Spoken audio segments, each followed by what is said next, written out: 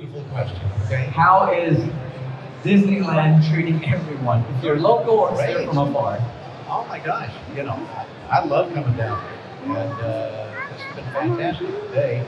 I mean, you know, more signers. This is like an old home. Closer to the mouth. Is that better? Okay. No, it's been fantastic. It's a little pace. I haven't gotten to go yet. I just came back from Japan, not to country drop. Yeah. So we went to Tokyo Disney and Disney Seas, which was awesome. Highly recommend. And we got in last night, and I wanted to go. I was like telling my girlfriend and my son, I'm like, it's right here. You want to go? They're like, no. We are theme parked out. So I went to see Mission Impossible instead.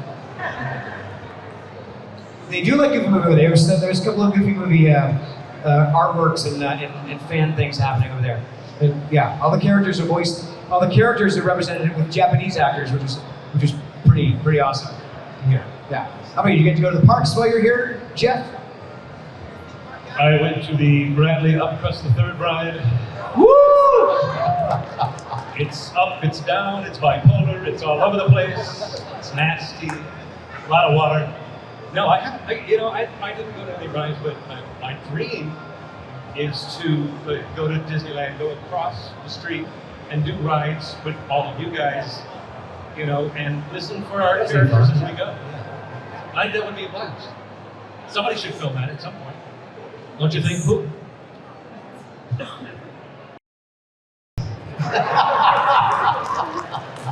What did he say? Yeah, it's what, going to places and seeing the rides? Yeah.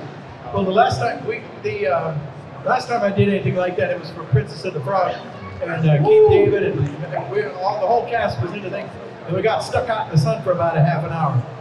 And Dr. Facilier, Keith David, was like, I'm about to get up out of this guy now. I'm gonna tell you what, I'm getting, you know, because we're sitting there with nothing. And so I can't recommend that, but other than that, you're gonna love the ride.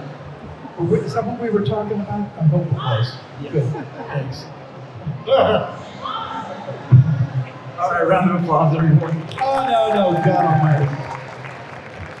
Just under the table and spend money. Just kidding.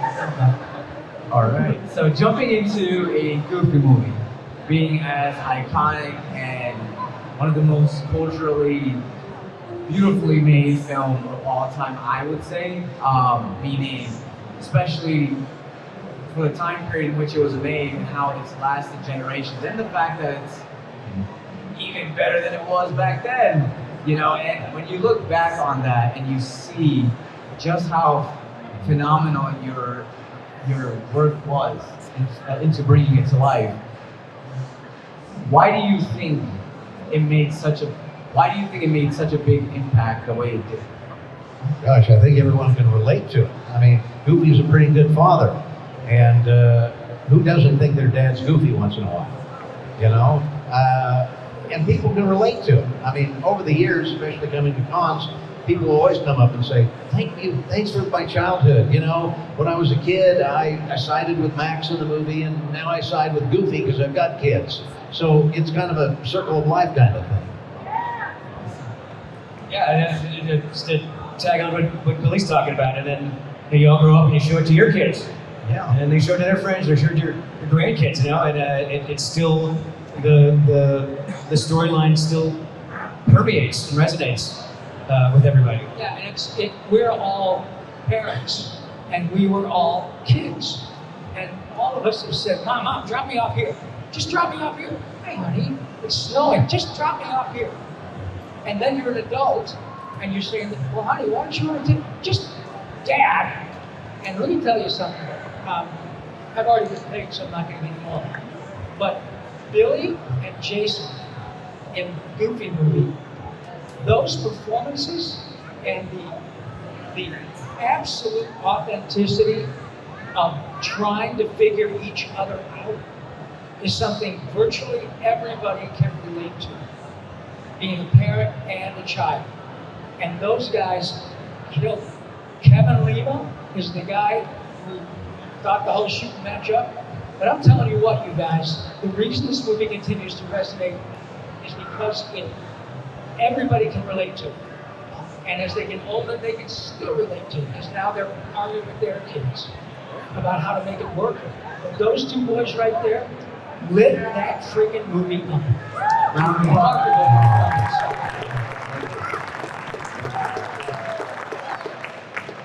Okay, so then looking back into when you brought these characters to life, right? Especially with the father and son dynamics that we saw on the screen all across. You know, whether it's PJ, P, Max, Goofy, you name it. Do you think when you look back and you were in the booth putting in all the efforts to like really breathe life into the characters, do you feel like you were putting a little bit of yourself into these characters as well? Oh, you have to. You've got to become the characters. And my son Austin was about 5 when the movie came out, so he was my Max really until I met Jason in the studio. And you were how old when that movie came out? I was 18 when we were recording together. So you were like my son, and you became my second son. And I just kind of substituted Austin for you in my mind. Yes. And that's all it took, really. And it's just, and you do it over and over until you do it Round of right. applause.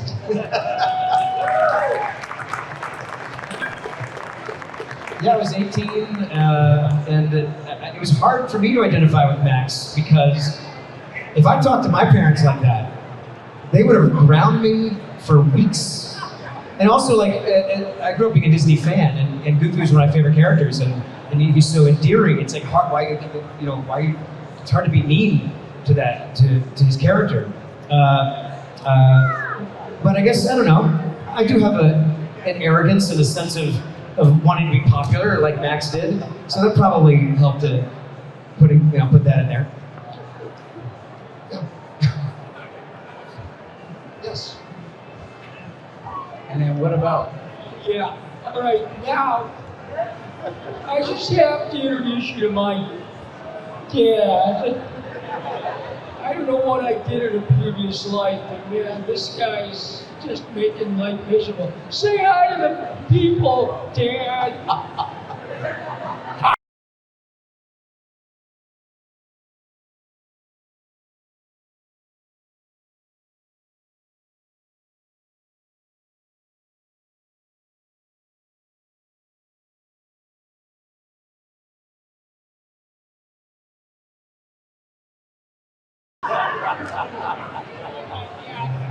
Round of applause. That was amazing, guys.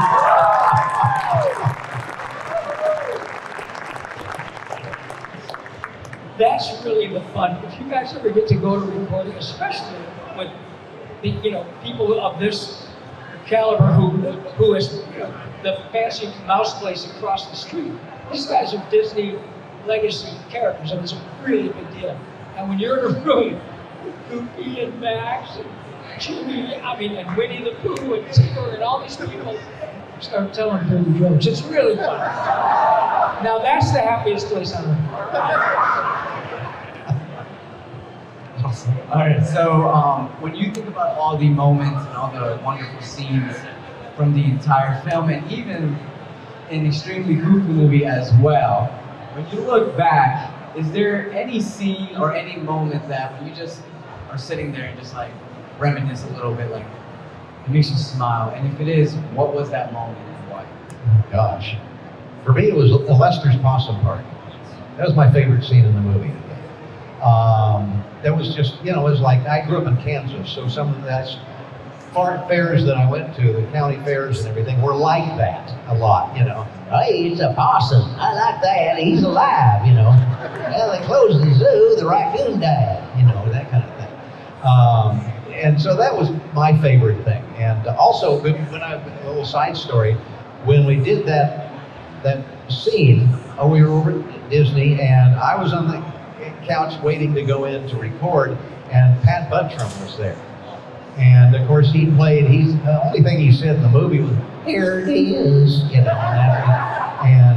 how do you do? He played that on Green Acres, Mr. Haney.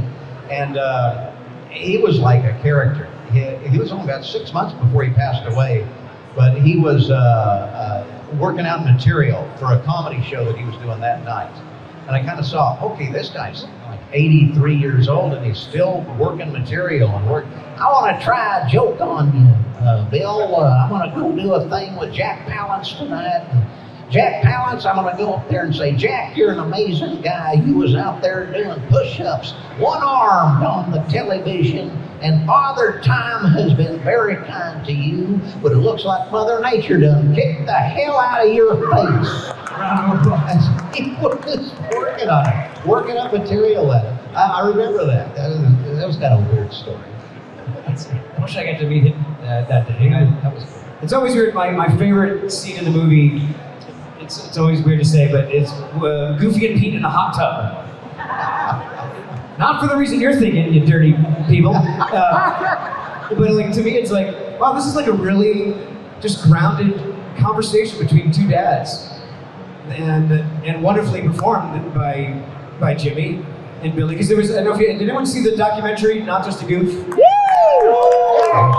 If you haven't seen it, I mean, there was a lot of strife and struggles about like how goofy can we make this goofy movie, and you know, is it possible to have it, you know, be grounded in a feature-like performance? And you know, goes to show you, for those who are, you know, especially interested in voiceover and voice acting, you know, acting comes first, and it's very well presented in that scene by these cats here.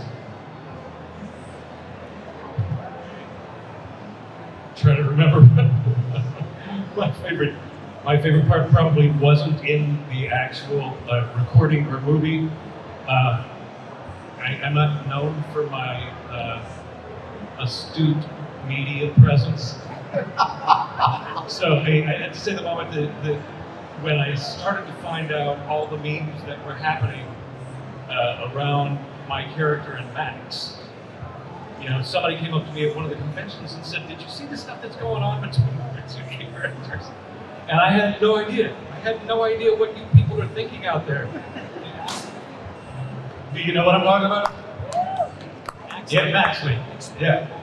And no. I still don't understand it. But you see, yeah. Yeah. Like hybrids. But they. Right. See, how I heard it is it's kind of like loving fan fiction between two young goofs. Yeah. Right. Well, that makes sense. Totally. Yeah. Absolutely. Yeah. But that was illuminating for me because I never know exactly what's flying out there, and to see that it was really interesting and creative, and then we did some interesting things at one of the cons for them. But yeah, you guys are fun. You guys are fun people. You really are. Fun. You're fun. The funnest, let me tell you. But the other thing was like working in the room with some of these amazing talents and having other people like Brad Garrett. He's so funny. And I just remember him every time he said, "What do you think about the dog boy? Why don't we ask the dog boy?" And he got me every time. Couldn't, you know, whatever my next line was, usually had to laugh in the middle of it because he was too busy cracking us up. And I wish we just had more B-roll of all the things that happened in between, because that was, so often that was the real show, because we were having so much fun doing it in between, you know? So, you know, how could you not with these guys? Scene? You have a favorite scene, Dad? Really? Yeah, my dad's favorite scene is everyone he's in. Oh my God, I'm just a booger-eating spaz thanks to my dad. The rotten apple doesn't fall far from the tree. Honestly, I just love, I don't think any of us, maybe you did, Jay, and maybe Billy, because it was your wife who 10 years ago, at the 20th anniversary of the movie, Jen Farmer, Billy's wife, called us, we all went down here in D23, right? Yeah, to the 20th anniversary. And I thought, oh, this is great. What a blast. I get to see everybody. Oh my God. I had no idea. And so on the way home, I called my son and his wife, and I said, you guys ever watch Goofy? He said, all the time. Probably 4 or 5 times a year with our friends, whatever. Why? I had no idea. And now, at the 30th anniversary, there's all this brand new swag, shirts, t-shirts, it's just so thank you to everybody. The whole freaking thing is remarkable. Absolutely. Round of applause, everyone. So, when you think about like the challenges in terms of balancing comedy and heartfelt, emotional storytelling, do you feel like there were any challenges along the way, and if so, why or why? Oh, heck yes, I'll tell you. Well, first of all, Goofy movie was supposed to be a Goof Troop movie because it was supposed to be based on Goof Troop. They had a DuckTales movie based on DuckTales, then Goof Troop and Goof Troop movie. And we actually did, I think, a reading with, Peg, Pete's wife, and the other characters from Goof Troop. We actually had a reading, I believe, once, and it just didn't go anywhere. So it kind of went away for about a year or something. They rewrote stuff, and that was when Jeffrey Katzenberg came up with the idea of doing a road trip. And so it became a road trip picture and a buddy-buddy picture between Goofy and his son. And it kind of took off from there. So it had a long history. And the first movie took us well over 2 years of recording and off and on and new things. And extremely goofy movie. I think we recorded about 3 or 4 days. So it was totally different. Billy, did Kevin write the script? He didn't write it. No, Jim Magon. Jim Magon. Yeah, wrote the original script. Yeah. And I mean, so many things that I found out even from the documentary and from Kevin Lima, who I spent a lot of time with during the last few months. Like, I didn't know in the song The Open Road, and you see the big heavy-set girl and the little guy, and they sing one line yet, and the big girl goes, yeah! You know who that was? That was Pat Carroll. What? The only line in the movie that Pat Carroll had, because we had other scenes with those characters that were cut out of the movie later on. Oh my And God. so she had a much bigger part, and that's the only remaining part where she goes, yeah! Pat Carroll was the voice of Ursula in Little Mermaid. In The Little Mermaid. So her dollar per grunt ratio is outstanding. She had a lot of dough on that. So there was a lot of stuff that went away and happened, and new scenes, and then they went away and they came back, and I had no idea until I actually saw it put together what kind of movie it was going to be. Yeah. But I did know that it had a lot of heart. Sure did. Many challenges. It was just a lot of fun. It was different than what I was used to because up to then I was doing mostly television animation. And TV animation is you go in, you're done in 4 hours whether you like it or not. And you do a couple of takes and you move on. But for a feature, they really took their time. Like that line you had, how many cups of sugar does it take to get to the moon? You must record it like 46 times. Not because you were bad at it, but because like, how do you say a line like that? But with a movie, you can take the time to explore it, you know? Yeah, I think that was take number 2. So Yes. They should, you need one take, Bill. One take wonders. But I can speak for all of us. We don't draw them, and we don't write them.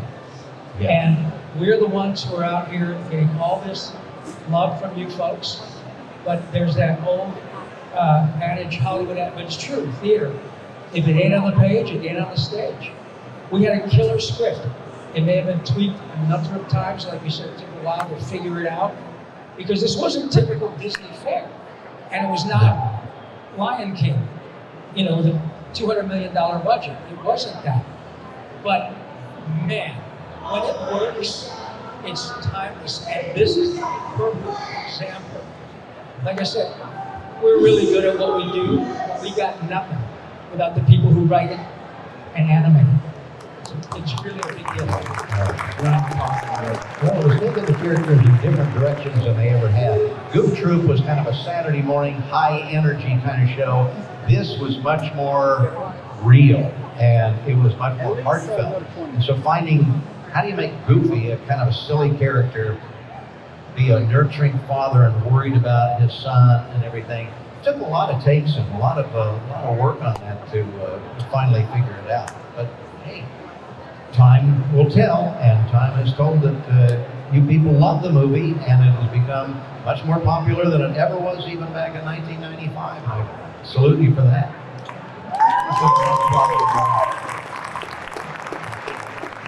All right, so before we get into our next segment, I do want to ask all of you a pretty deep question, I would say.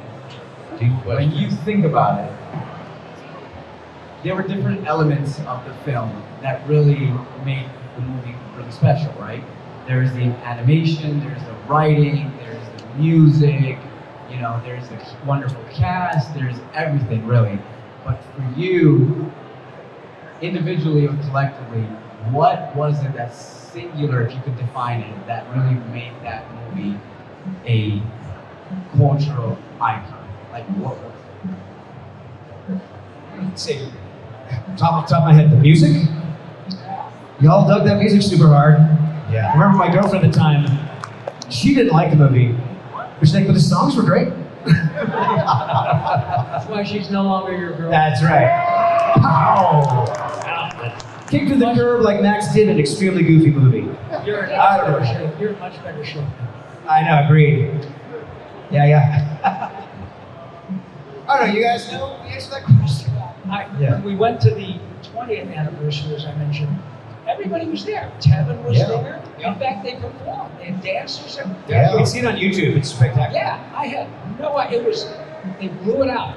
And Tevin sounded like Tevin. But it did. It had a couple of hit songs, right? The heart, again, it had heart. As Billy said, you've been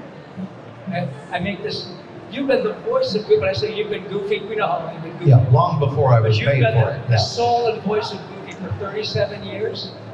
38 years. Okay. Yeah. And like when you talk to Billy and he says this is not the usual fare for Goofy, and to be able to figure that out and make it consumable, where people say they want to see it and see this completely different side of what is primarily just a, no pun intended, big goofy character.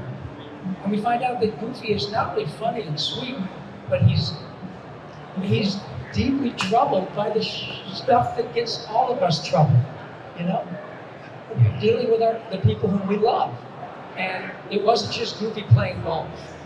It was really special. So I say, I can't pinpoint it. I don't know how this all collectively has sort of percolated for 30 years to the extent that we have all these nice people here. And when we talk to them and say, so you watch Goofy people? They look just like my son, like we're crazy. Of course we watch it. That's the thing that's so cool, is the universal appeal of this movie. 30 years ago. Round of applause for them.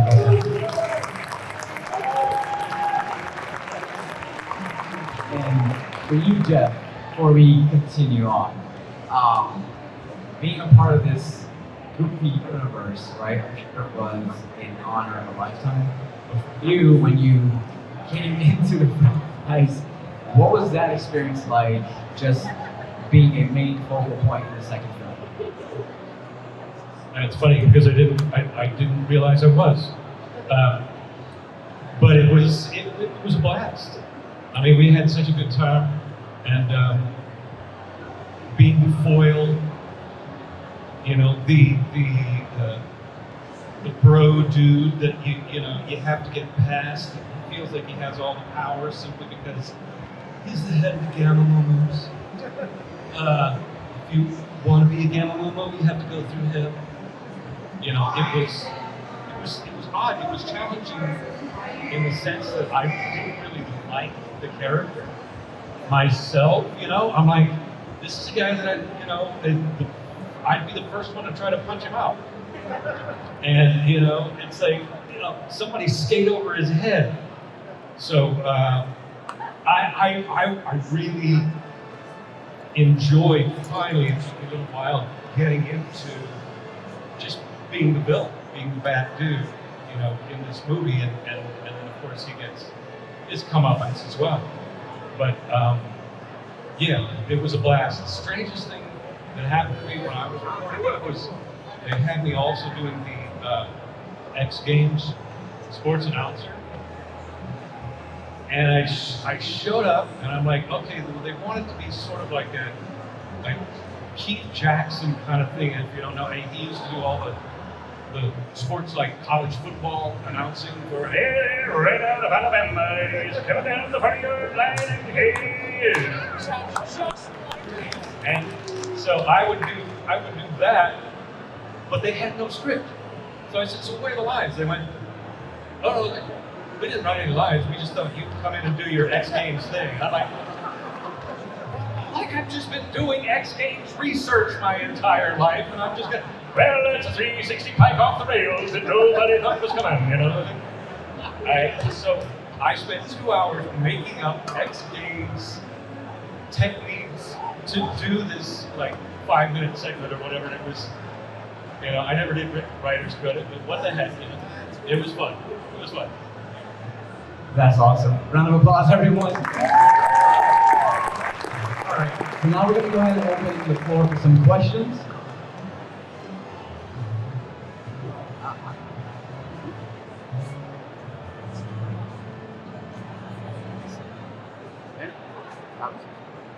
Hi. Hello. Nice to meet you. I've loved a Goofy movie since I was 3 years old. I'm currently 20.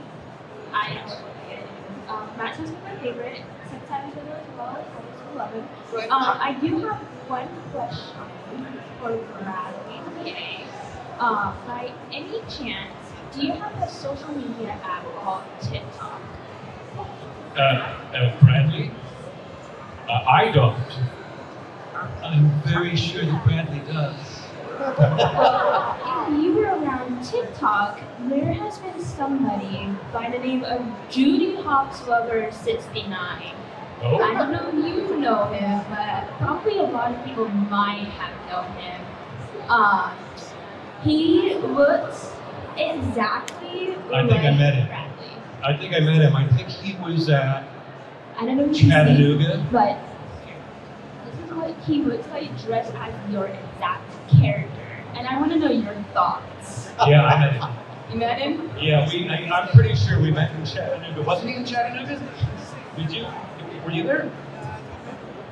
Yeah, and he had an entire entourage, and they all looked like characters, and it was so good. I've got a picture somewhere of him, I think, from the Chattanooga convention. But yeah, I met him. We talked a long time, and he was thrilled for us to meet. We had a great time. Yeah. Because a lot of people on social media have been talking about he was exactly like him. It's scary, and it was to the point where he went and actually dressed and said, "Here, guys, look, I get it. I look like him."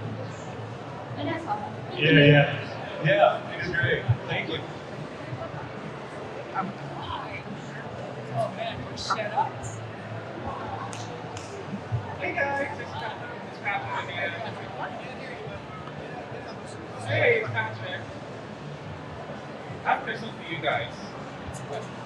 I just want to comment. I like how you put in ESPN X Games in this. Yes, Yeah. And it's so nostalgic of ESPN and Disney. absolutely. Absolutely. And I have a question for you. What's the question? How many times do you tweet when you're recording for the segment of not just right now? Multiple times. Now we want to explore the length of screams, depending what he's reacting to. Yeah, probably not. I don't remember being too many. How many times do you have to go? Oh, a God. day. Every job I do, I have. Have you done it yet? Have you done it yet today? No.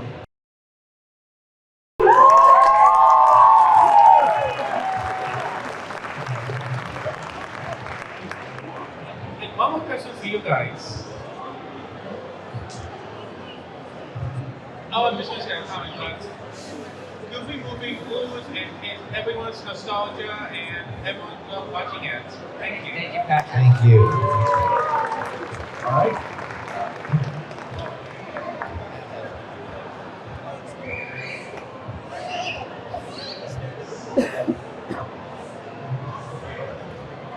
First of all, thanks for my childhood. I appreciate that. You turned out so good. We're so proud of you. Thank you So so I want much. to throw mom and dad a bone, but we're good. But this one's Father's Day's coming up. Can we just get a happy Father's Day from all y'all? Father's Day, Dad.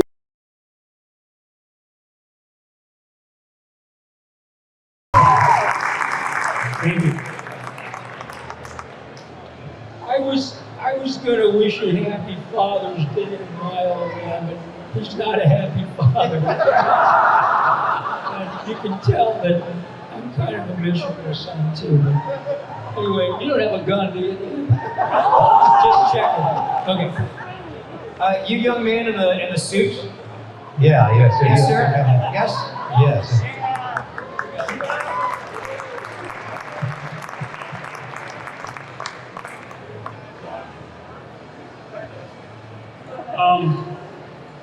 I've worked with all you guys hundreds of times, but Frank Walker refers to Jim Cummings. And Martin, I don't know if you're here.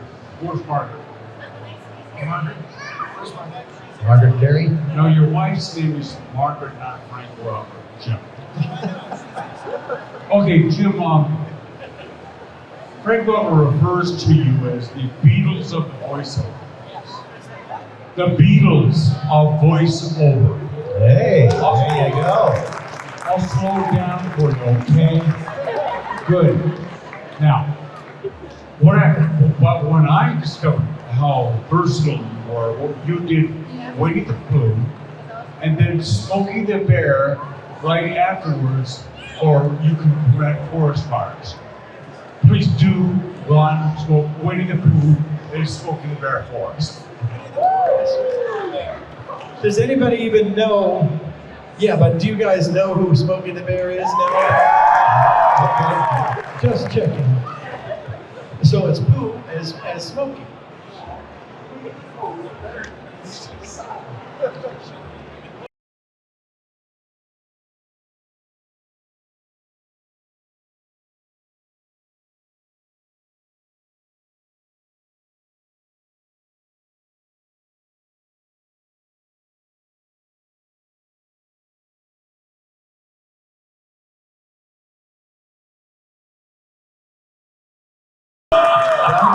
That's not right.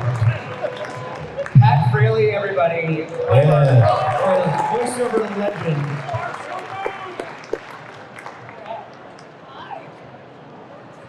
Hello, lovely. Hello. First, I just want to say thank you. Goofy movie has been like a huge nostalgic film for me, especially the second one, actually. But my question is, if you could, how do you think you would get along with the cartoon voice in real life, like as you guys in particular? Yeah. I would not. You would not. You said you wanted to. I would, yeah. I would hate him. I think I'd get along with PJ. Okay, I feel pretty sorry for him. Maybe buy him a churro. Yeah. Four churros. 5.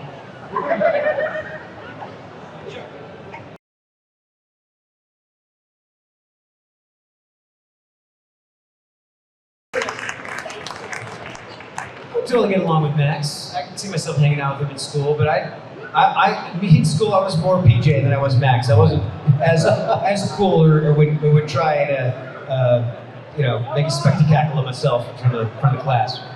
Yeah, I'd like to hang around with Goofy. He's taxes, but other than that, I'd hang around with him. Round of applause, everyone. All right, 2 more questions. Look at this cosplay. Outstanding. Two Midnight's backup singers. For the first time! So, my question is, given Disney's new love for bringing back nostalgic movies like Hocus Pocus for reunion shows and things along that lines and doing side series, how would you guys feel if Disney brought back something with a Goofy movie and doing something in the Powerland series?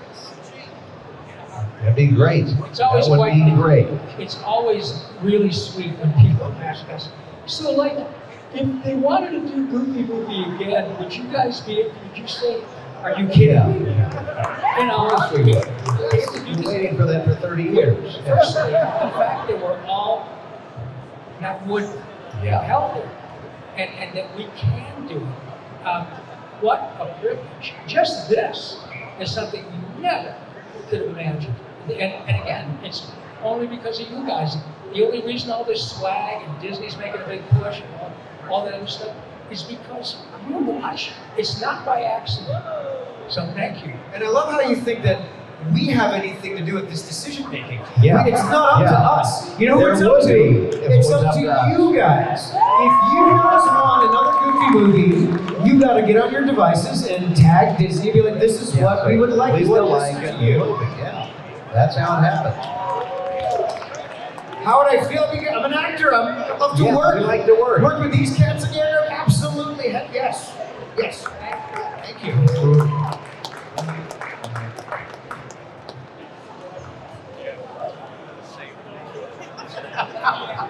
I wouldn't hear. Hi, my name's Jeffrey. And I just want to say I have a daughter, 7 months now, and I can't wait to show her the Goofy movie and be able to pass on that tradition. That's good parenting right there. Thank you. So, a bit off from the Goofy movie and stuff, but for the Kingdom Hearts franchise, does Max, for question for Max, does Max know that Goofy is protecting King Mickey? And does he think he's cool, or just like, does he completely know if he's even doing this as a job or profession? I don't know how to answer that. I don't think Max has any idea. No. Like with Goofy, would he ever tell Max, or does he, you know? It's a side job for Goofy, you know, it's a weekend job. Did any of you guys also voice act? I know Pete was inside the game. Did you happen to also have the lines for that? Did you enjoy the game? Yeah. Kingdom Hearts, yeah. Did I have the lines for it? I'm not Yeah, sure. like did you voice act in that game? Because you were the character. Yeah. Oh yeah. Yeah, Maleficent, he was excellent. Absolutely. Did you have any recollection of the game that you enjoyed from it? You know, it's games are a hard thing for us, for me, because you're just alone, you know, and you're going.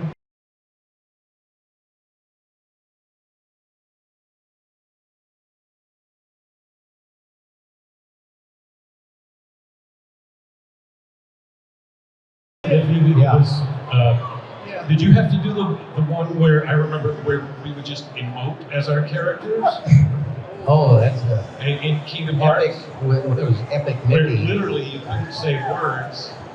So like I was doing Smee at the time, or maybe it was Linear, and it was one of those where literally you would have the line and say the intention is like, I really need you to get out of here, but I can only say.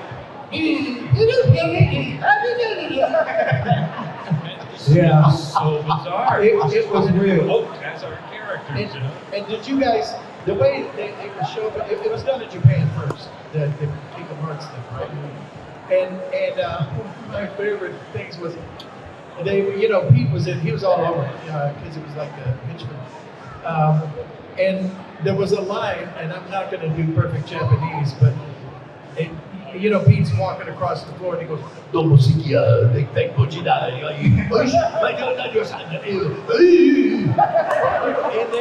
then the line in English was, nope.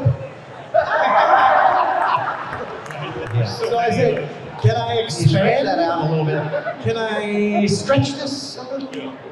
So that's a lot of almost fun. Round of applause, everyone.